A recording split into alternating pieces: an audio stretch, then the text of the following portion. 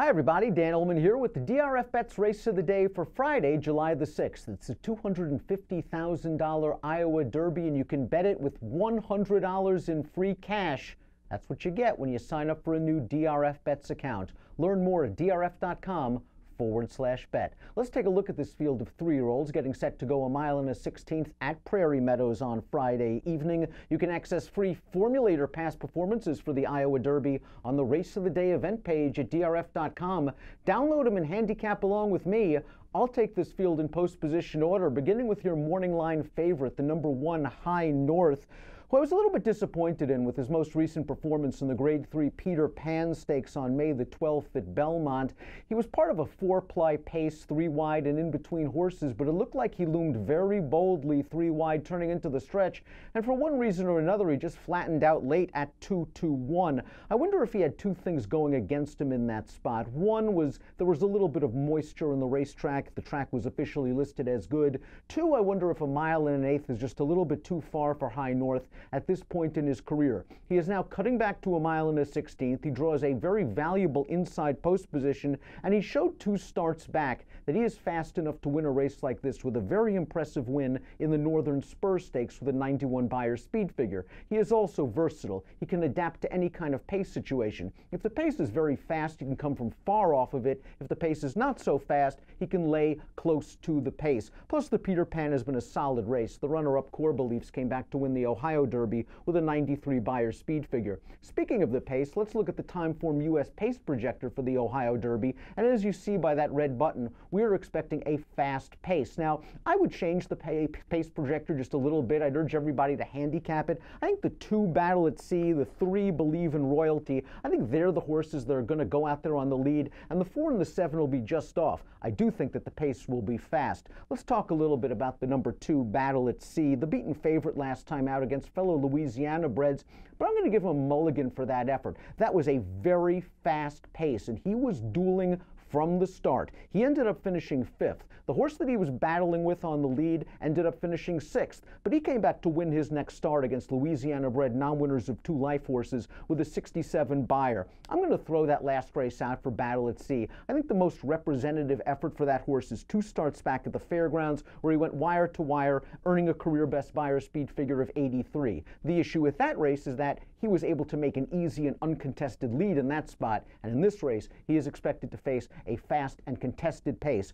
Battle at Sea, I think, is an interesting Louisiana bred. I think the pace situation really works against him. The 3 Believe in Royalty, like the 2, was cooked in his most recent start on the lead. That was a 1-turn off the turf race at Churchill Downs, his first start in about 2.5 months. If you look at the Timeform US past performances for that race, you'll notice that the color coding for the pace ratings are red. That indicates a very fast pace. Believe in Royalty was battling it out for the lead. He had to work hard to obtain the lead after a quarter mile, and then he tired to finish 3rd. I think he's better than that performance, but my issue with Believe in Royalty, as well as a very difficult pace situation, is that he just hasn't seemed to get much better since his 3rd lifetime start, where he earned a career best 78 Beyer speed figure. Since then, his Beyers have ranged from 46 to 64, and none of those races are good enough to win the Iowa Derby. The number 4 is the Tabulator, and the Tabulator is a horse that's a graded stakes winner. He is certainly capable of winning a race like the Iowa Derby, and his graded win came at this distance.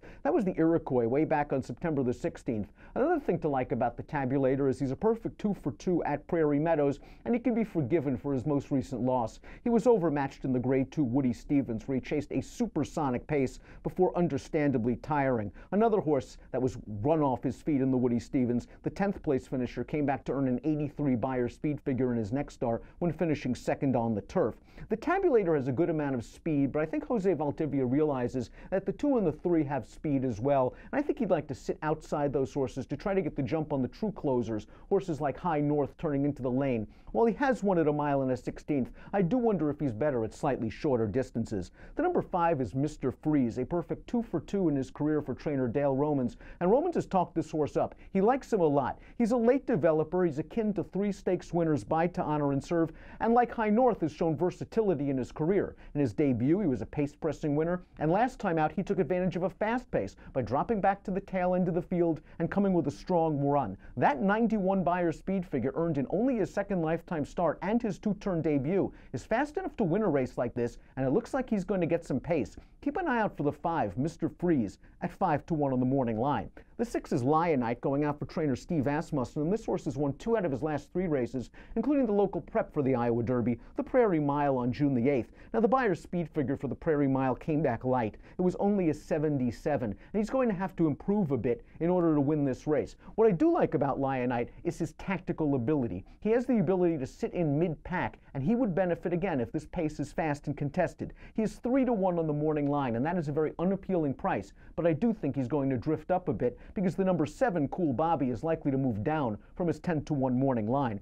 Cool Bobby has not raced in 237 days. He had a chip taken out of his ankle over the winter, and that's kind of a shame because this horse showed immense promise in 2 starts as a 2-year-old in Southern California for trainer Peter Urton. Just consider that as a 2-year-old, he ran twice and he earned Buyers in the high 80s both times. Pretty impressive stuff. And in his most recent start on November the 11th, he beat 4 next out winners, including eventual graded stakes winner Kanthaka, a nice horse in his own right. This horse is a half to Looking Cool, who won the Iowa Derby in 2013, so I'm not concerned about the distance, although you always have to be worried a little bit about injury-induced layoffs. Peter Urton showing a lot of confidence in this horse, shipping him halfway across the country for his 3-year-old debut against stakes horses. He also is stretching out for the first time. I think this horse has some ability. It'll be interesting to see how he's bet. The 8 is Fort Peck, and he was no match for Mr. Freeze last time out on June the 2nd.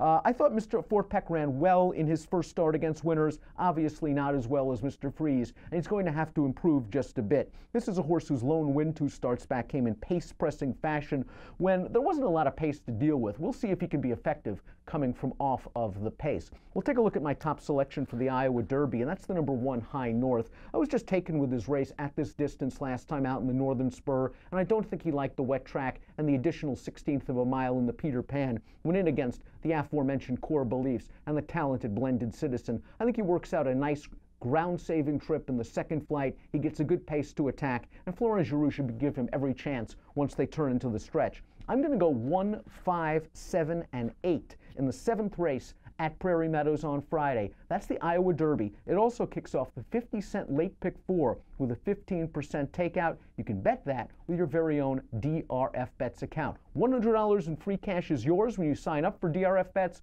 Learn more at drf.com/bet. Approximate post time for the $250,000 Iowa Derby is 8:57 Central. Best of luck.